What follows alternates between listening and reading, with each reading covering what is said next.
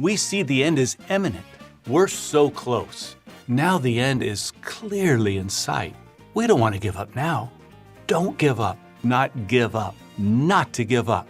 Do not give up now. We will not give up. I'm exhausted. This video was brought to you by my beautiful Patreon community and my YouTube channel members. Thank you so much. Hello boys and girls, welcome to another rebuttal of JW Broadcasting. Today we're going to see undeniable evidence that Armageddon is imminent. And stick around till the end because we will also be watching a short cartoon and a music video as well.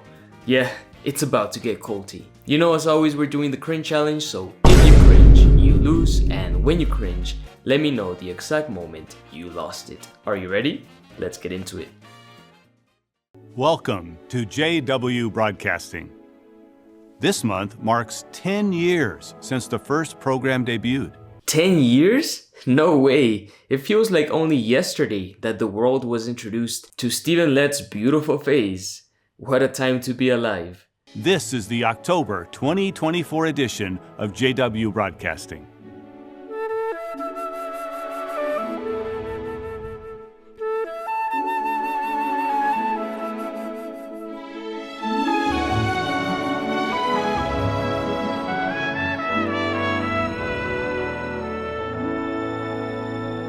It took them 10 years to change the intro, and this is the best you can come up with? It somehow looks even worse. When I first began serving at Bethel, I'd call home to speak with my family, and my mother would always ask, "Have they told you when the date of Armageddon is?" Though she was being humorous and didn't expect an answer, her question reveals what we all long for: Jehovah's promised new world. Maybe you have, in a sense, asked Jehovah that question. How much longer, Jehovah? Or said to Jehovah, I'm exhausted. I don't know how much longer I can keep going. Please, Jehovah, when will your promises for a world of lasting peace, refreshment, and relief from the pressures of this world come true? We all likely feel this way from time to time. From time to time is a massive understatement. The longing for Armageddon consumes the life of a Jehovah's Witness. You are always wondering when the end is going to come, because that's what you're hearing all of the time in the Kingdom Hall. Why is Jehovah taking so long? So now Mr. Snyder is going to tell JWs how they can deal with these pressing issues. What can help us not give up, not give out in our spiritual battle? Note the words of Jesus at Mark 13, verse 29. Likewise, also you, when you see these things happening, know that he is near at the doors. What things would we see happening? Prophecy being fulfilled. When we recognize Bible prophecies being fulfilled before our eyes, our faith is fortified. We see the end is imminent. We recognize that we're almost done. That helps us not give out. What are some of these prophecies? You're familiar with the prophecies of earthquakes, wars and reports of wars, food shortages, and disease all happening at once. You see these things happening. We see the diminished love of God and the deteriorating attitude of people in general. Watchtower has been using these events as signs for the end for more than 100 years. Take this Watchtower article from 1968, for example. Religious news editor Louis Cassos also had this to say of Jehovah's Witnesses.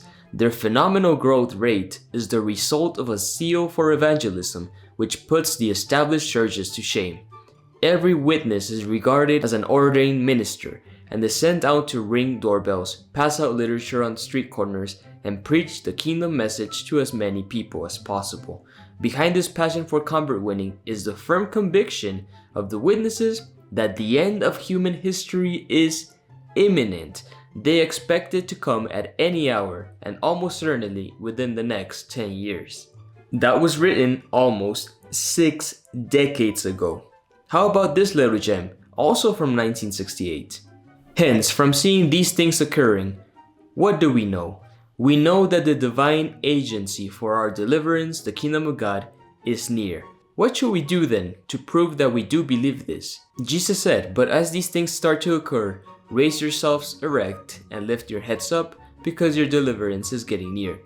We of this generation have seen these foretold things start to occur in 1914, and now for the last 54 years we have seen them occurring.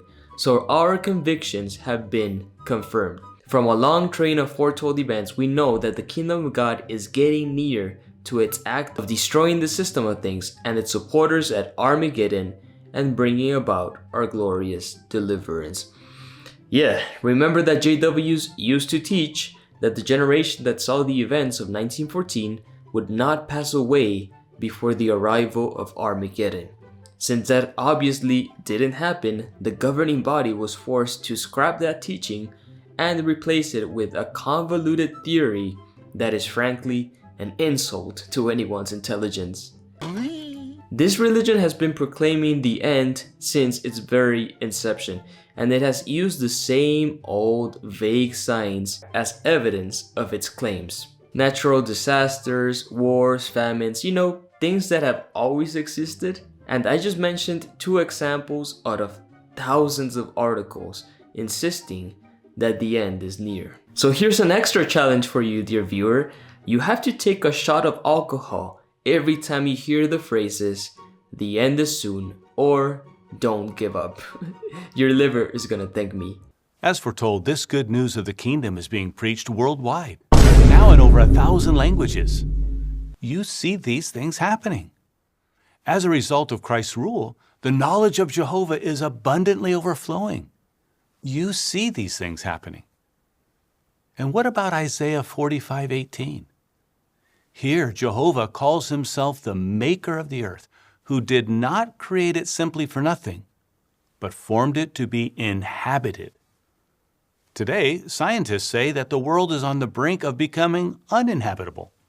They warn that if action to stop global warming is not taken quickly, its compounding effects will become irreversible. At Revelation 11:18, the Bible foretold that in our day man would be ruining the earth. And it also assures us that Jehovah will step in and not let the earth be completely ruined.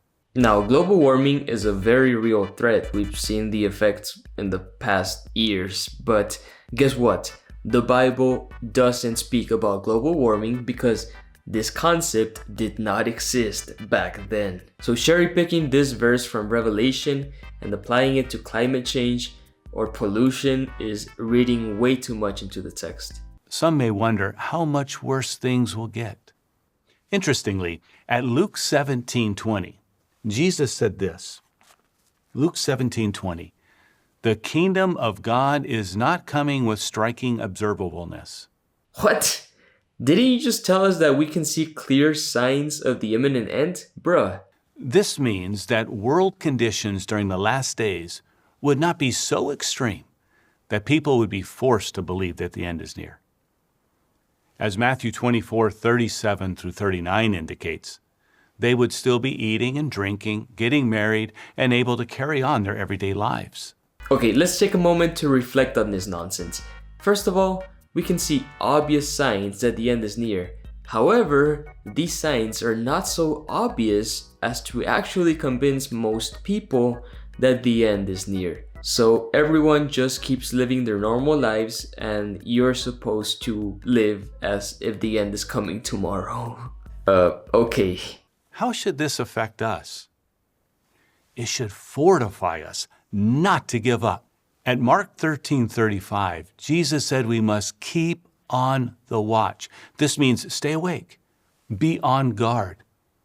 And in the parallel account, in Matthew 24, Jesus connects this with being ready. What will help us to do this when we feel so exhausted? Where can we get strength to keep up the fight? In a word, trust. Now, notice how Snyder uses the word "we" to dictate what JW should feel. This is a very common strategy in the cult. We all love Jehovah. We want to be convinced of Jehovah's loyal love for us individually. can we trust that He'll always be there to help us? We love Jehovah. We can also be absolutely convinced that Jehovah loves us and will help us individually. Okay, so now that he has pulled at his viewers' heartstrings talking about the love of Jehovah, watch how Snyder now takes this opportunity to manipulate the behavior of his viewers. When we hear lies about Jehovah, His organization, and those He's appointed to take the lead, we will not be shaken. We won't give up or give out. We know the prophecy at Matthew 24:45 has been fulfilled. Jehovah has lovingly provided a slave that's faithful and discreet. We recognize that Jehovah provides spiritual food and direction through this body of men at the right time. We're not left floundering or trying to find our way.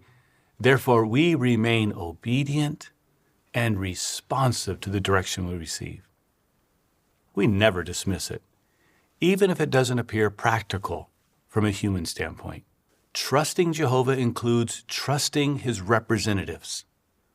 The life-saving direction we receive from Jehovah's organization may not appear practical from a human standpoint, but we recognize the fulfillment of the prophecy at Matthew 24:45 about the faithful and discreet slave, and we're ready to obey any instruction they provide.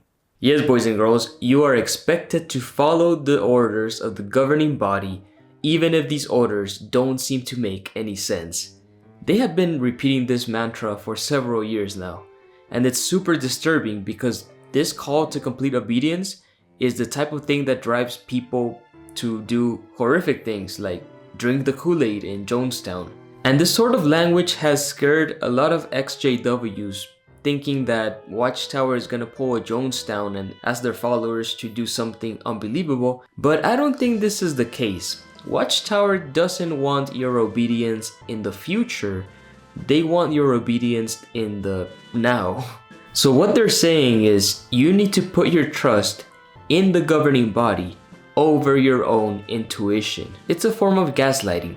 You can't trust your own feelings. Are you having doubts about the end? Is a little voice in your head telling you it's all a farce? Don't listen to it. What you need to do is listen to the governing body. Mother knows best. Yes, getting ready includes building trust and being convinced that Jehovah will deliver us from the wicked one. And here's another manipulation tactic that Watchtower uses all of the time: equating the organization to God.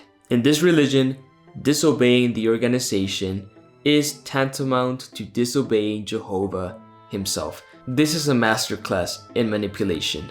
Trusting Him will help us understand the prophetic role of the faithful and discreet slave during this time of the end, when Jehovah is using them to provide life-saving direction.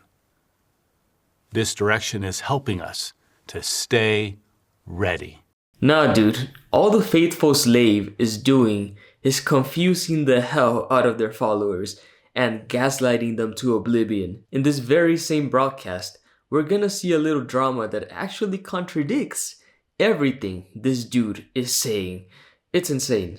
Many of you have been fighting to keep on the watch for many years. Decades. Now the end is clearly in sight. We don't want to give up now. Notice the reassurance at Galatians chapter 6, verse 9. So let us not give up in doing what is fine, for in due time we will reap if we do not tire out. Because of our imperfect flesh and the efforts of Satan and this wicked world, we must constantly battle negative influences.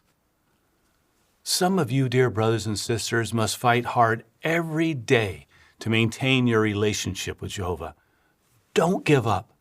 Your fight has not been in vain. You've made the right choices. Jehovah has seen your loyal love for Him, and He treasures your devotion. Time and time again, you've made sacrifices, left your comfort zone to give Jehovah your best, to stay active in the ministry, to keep taking in spiritual food, and to teach your children how to speak about Jehovah. Jehovah loves you dearly for this. and will loyally continue to help you until the battle is won. Do not give up now.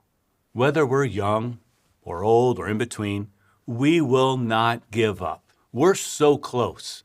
We see these things happening with our own eyes. So we'll keep on the watch.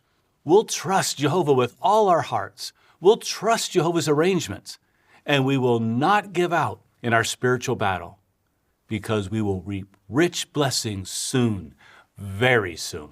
And this, my friends, is what we call the sunken cost fallacy. Don't give up now. You've already spent your entire life working for this religion. All the work you did, all that praying and door knocking, all those people you have had to shun, all those career opportunities you have turned down. If you give up now, all of your sacrifices would have been in vain. Now, to someone who has never been a JW, this argument is probably not very convincing.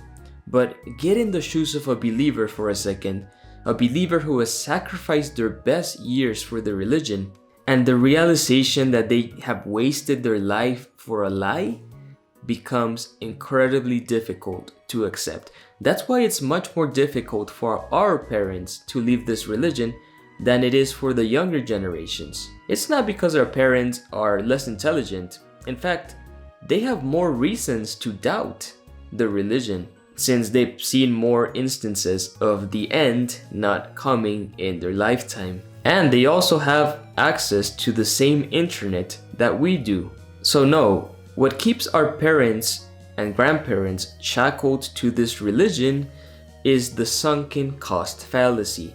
Here's the truth. Even if deep down they know something is really off with this religion, they also understand deep down that deconstructing their entire belief system this late in life will be incredibly painful.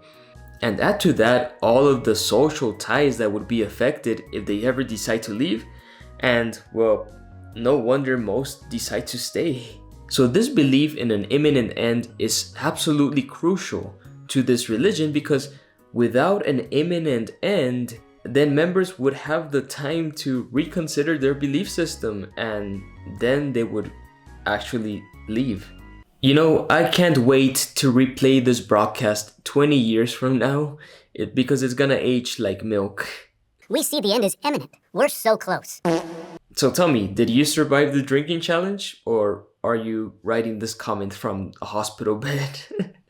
Let me know in the comments below. Can you believe it's been 10 years since JW broadcasting began? That's 120 monthly programs. These programs have unified and strengthened Jehovah's organization. Yeah, I think at this point JW Broadcasting has done more damage to the religion than good, providing us clear evidence that this religion is incredibly man-made. In the next video, we will be reminded of some gems we've received, and we'll hear personal stories that illustrate the impact JW Broadcasting has had on the Brotherhood.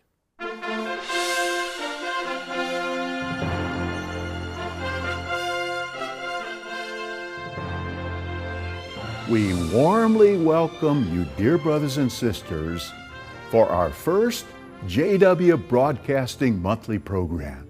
Ooh, so I actually covered the first JW Broadcasting episode a few months ago, so check that out if you haven't. But the layout for the program has remained mostly the same. You got your main talk by a governing body member or one of their lackeys, then a drama for the young ones, some organizational circle jerk, some experiences from the ministry, some awfully boring morning worship talk, an atrocious music video, and a video postcard from some remote part of the world. 10 years of the same cult nonsense. So let's look back on what Watchtower considers some of its brightest moments. Christian neutrality, modesty, Do the math. Deal with anxiety one day at a time. Though we're tainted with sin, Jehovah does not discard imperfect humans. Oh boy. I can't believe they highlighted this talk. They're actually proud of this illustration where Kenneth Flodine uses bread and garlic powder to illustrate how human beings are sinful. and that Jehovah tosses some human beings on the garbage. Like, seriously. There's no forgiveness possible. Jehovah discards the person like a piece of garbage. As a special pioneer, the pandemic lasted so long, and I had various sources of stress. But fortunately, it was the direction from the Discreet Slave, a mother-like organization. They gave us direction every step of the way. And what were the amazing directions put forth by the governing body during the pandemic? Wear a mask, wash your hands, don't gather in big groups. Wow, these directions can only come from divine providence. What program was special to you? Do you remember one? So what has been your favorite JW broadcasting moment, guys? Let me know in the comments below. I think mine has to be that really culty talk that Stephen Lett gave like 2 years ago, where he rambles against apostates. It's one of the first talks I covered on this channel. Don't trust the faithful slave. He will mislead you. Those are both bald-faced lies. But if we're deceived into accepting the counterfeit words of apostates, we'll lose our life. And it's also the origin of that legendary that Stephen Lett makes. So yeah, I think that's my favorite. Have you ever watched the news and thought, is this it? Is this the beginning of the Great Tribulation? In a previous episode of Apply Bible Principles, James and Linda learned to change their focus and maintain joy. Now they'll help a young brother do the same. So this is actually a sequel to a video we saw like 2 months ago, where this JW lady from South Africa wonders if all her sacrifices for the religion have been worth it, since she missed out on having a family of her own because she was too busy serving Jehovah. But I never thought this system would drag on for so long. It's just strange to think that if things had been different, they'd probably have a family now. So now this couple is older and they're going to indoctrinate a younger Jehovah's Witness who just got baptized. I've known James and Linda, well, forever.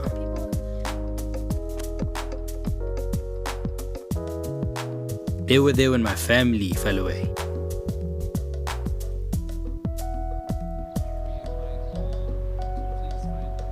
When I fell away.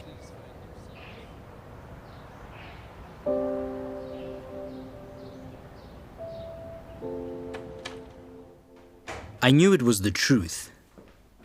I just wanted more.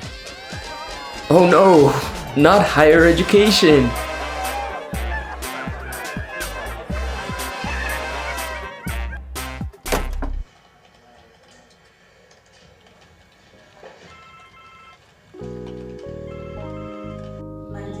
But when the pandemic hit, I knew the end was close. I started studying again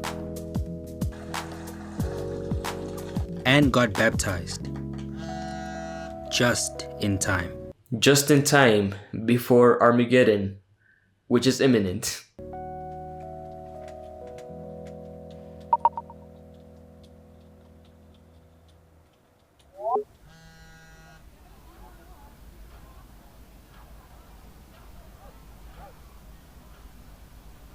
He keeps passing this blog information and asking for everyone's opinion. I saw it. It's the third one this week. I'll talk to him. He just needs to verify his sources. Did you get a chance to read the links I sent you? Of course I read it. And? It's exciting to think we could be so close. And when you watch the news, you realize it could be any day now. What's all the excitement? The cry of peace and security. Thanks again for sharing. See you. Tulani, remember Jesus said, no one knows the day or hour. But he said we should keep on the watch. I think it's great you keeping the end close in mind. Because of you and Linda. Both of you have shown me how close we really are. Oh man, I remember when I just got baptized back when I was 14. I was just as zealous as Tulani here. I really believed that the end was super close, and every little world event was to me evidence that the end was near. Oh, Trump got elected president? That must mean Armageddon is here. Oh, some JWs got thrown into prison in Russia, an authoritarian state? Oh, surely the Great Tribulation is about to break out. Of course, a lot of JWs, myself included, were convinced that the COVID-19 pandemic and the war in Ukraine were clear evidence that the end was about to arrive. But it's been 4 years since that happened, and we're still here. I have to take this quickly, but I'll see you on Friday.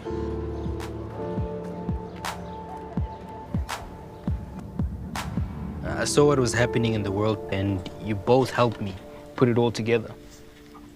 We just want to be sure you are focused on the right things. We can all start thinking too much about when the end will come. But I'm just being alert. Isn't that what you taught me to do? Alert is good. And if the end is really so far off, why did I need to change my life now? You are asking the right questions.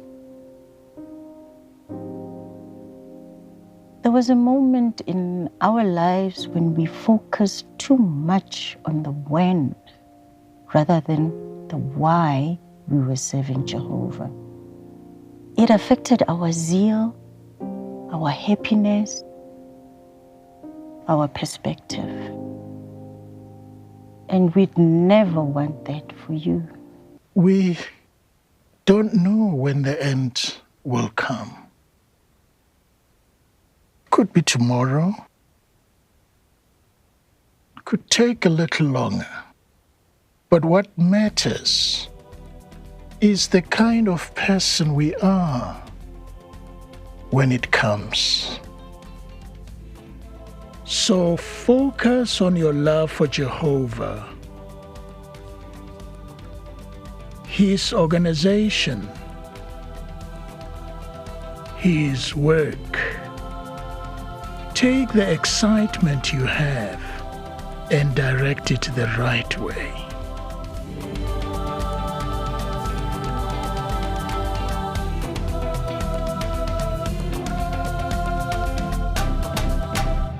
So here's why I found this broadcast so confusing, guys. Snyder gave us a 20-minute talk to convince us that the end is imminent, but in this video, we are told that there's no point in worrying about when the end is gonna come. Hell, they quote the words from Jesus when he said, "No one knows the day or the hour." So which one is it, Watchtower? If no one knows the day or the hour, how can you possibly claim that the end is imminent? You cannot have both at the same time. I don't know if you guys have read George Orwell's 1984, the novel, but there is a concept in that book called doublethink, which is a method of indoctrination in which a person is forced to hold two contradictory beliefs at once. This causes cognitive dissonance, a mental disarray, mental stress, which in turn makes the indoctrinated person more susceptible to indoctrination. So Jehovah's Witnesses are forced to have two contradictory beliefs in their head. In one hand, they're forced to believe that the end is imminent, and on the other hand, they also believe that you cannot know when the end is gonna come. So this doublethink, combined with the usual dose of guilt and shame, is meant to destroy the psyche of the Jehovah's Witness, and in turn makes them become passive and obedient. We saw this happen with James and Linda. They weren't stupid. They had several red flags in front of them, several opportunities to reconsider their life choices, to reconsider if their religion is actually true. But instead of seriously addressing their doubts, Linda and James went to an older member of the congregation who essentially gaslighted them into staying in the religion. The truth is the truth, even if it doesn't unfold how or when you expect it. So they spend their entire lives serving Watchtower. The end is nowhere to be seen, and now they're doing the same thing, the same indoctrination to a new member of the congregation. And the cycle repeats itself over and over again. We can't control when the end will come, but we can control who we are when it does. Maybe like Tulani, you wonder if the sacrifices you made were worth it. Francis Paez del Rosario made sacrifices as an accomplished musician to focus on the kingdom. Her life story was featured in the August 2005 Awake. Let's see how she views her choices in the next segment.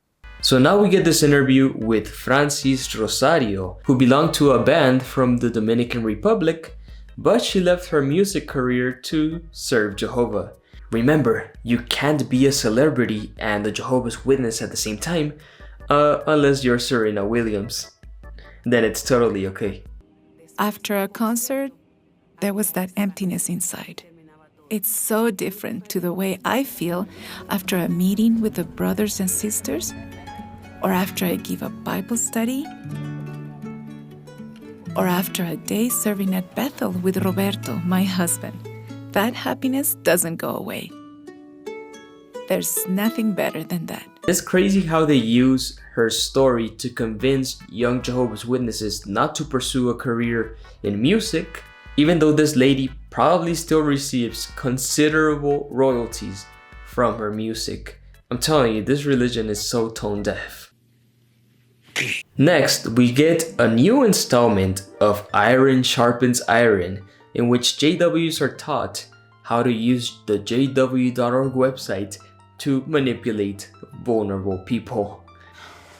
Is everything okay? Sorry. Something just reminded me of my dad. No need to be sorry. Do you want to talk about it? Oh, she's so kind. I sure hope she doesn't have an ulterior motive. The smallest things remind me that he's not here. One moment, I'm fine. The next, in tears. There's something that helps me when I get overwhelmed. It's a promise of our future. And he will wipe out every tear from their eyes, and death will be no more. Neither will mourning, nor outcry, nor pain be anymore. The former things have passed away. This scripture has gotten me through some of the worst times of my life. But there's also an amazing article that goes through each piece of the promise. Our sister could have used JW Library to look up the scripture, and that would be fine. Or she could have just listened to this poor lady without the need to push her religion on her. I mean, I know believers do this with the best of intentions, but it's just so manipulative. 你好，我想跟我的邻居谈谈，面对生活难题的时候，在哪里能找到切合实际的帮助？ Wow, your Chinese is pretty good. That's pretty much all I got. Where are you visiting from? Imagine he was Korean. Wow, I can talk to Chinese people.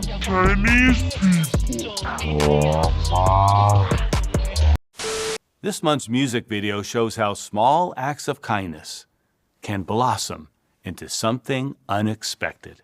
Guys, I know I always say the music video is the cringiest part of the broadcast, but this month's is especially bad.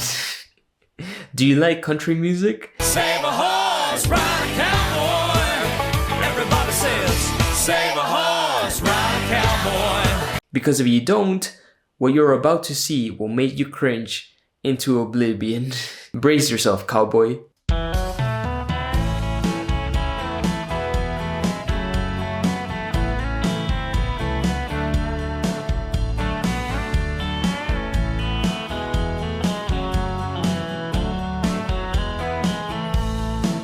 When I drive my car or I take a train, there's an angry world out there.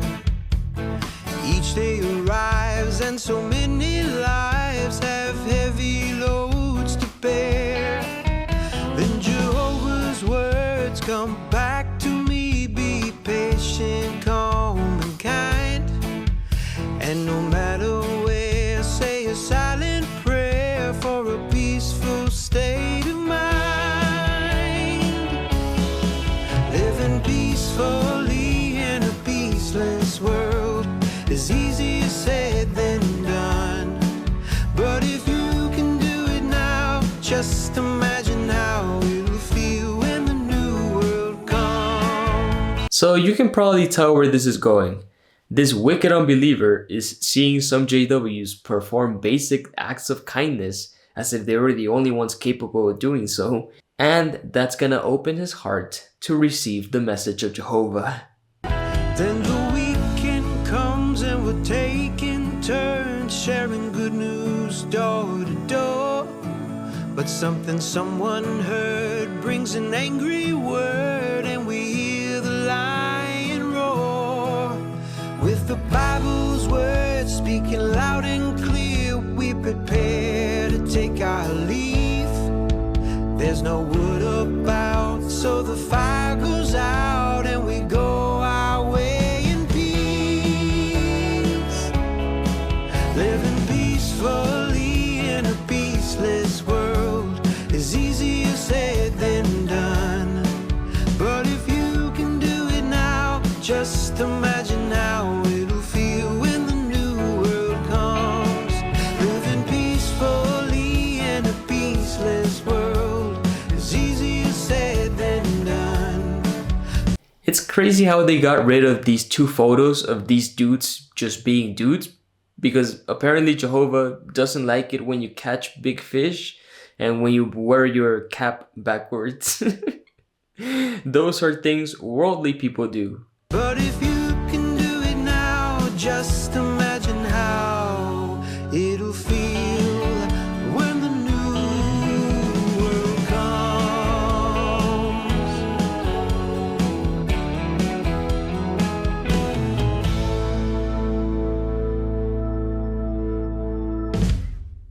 Oh God. It's just another level of irony in this dumpster fire. Seriously, just a few minutes ago, they were praising a woman for leaving the music industry for Jehovah, and here they are using the music industry to promote Jehovah. Okay, so when are you gonna drop the JW rap, or the JW hip hop, or the JW reggaeton? When are we gonna be able to throw it back for Jehovah? Please, I need to know. We're all Jehovah's people. The kind and peaceful way we treat our neighbors can move them to serve God. Well, as I promised, we do have a very short cartoon to cover as well, and this is a new installment in the series Learn from Jehovah's Friends. Let's watch.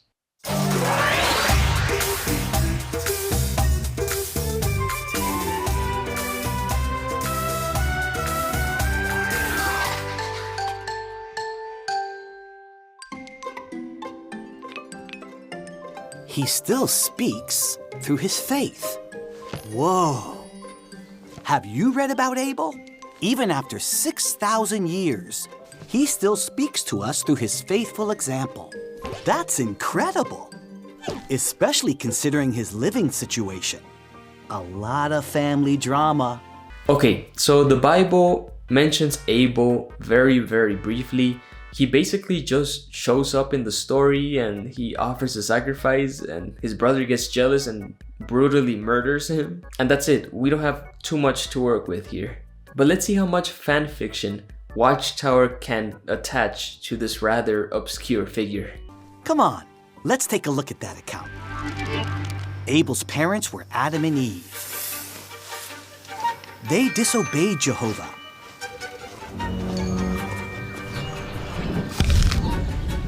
And had to leave the paradise that God made for them. Abel also had a brother named Cain. He was angry and violent. Abel's family were bad examples of faith. So how did Abel build his faith? Well, there were cherubs who guarded the way to the garden where his parents used to live. Abel could see other creatures who had faith in Jehovah, so he wasn't alone. How exactly were these cherubs showing faith? They wouldn't need faith since they can see God directly, right? Plus, they were just following orders. It's not like they had a choice of, oh yeah, God, I don't want to act as your bodyguard to this garden. See, this sheep gets it. Abel has lost his damn mind. Abel could enjoy the beautiful things Jehovah made and know God loved him. And Abel could think about Jehovah's promise and hope that someday he'd live in paradise. Even though Abel had a family who did not love Jehovah, he still saw and heard plenty to help him build faith in God. That helped Abel become Jehovah's friend. Hey guys, you left out like half of the story where Abel is brutally murdered by his brother for being a good person. What lesson are we supposed to get from this story? That doing the right thing will get you killed? I don't know, Watchtower. You seem to really enjoy going off with these Bible fanfics. You know, you should write your own version of the Bible. Oh, wait, you did. From the world headquarters of Jehovah's Witnesses, this is JW. So guys, let me know what you thought of this broadcast in the comments below, and let me know the exact moment you lost the cringe challenge because I love reading your comments. If you would like to support my work, please head on over to Patreon or become a YouTube channel member. It's only $1 a month and you gain early access to all my videos. I'm currently working on a rebuttal for the annual meeting, so stay tuned if you want to see that. As always, thank you so much for your support. Take it easy guys, have a wonderful day, and stay away from the tower.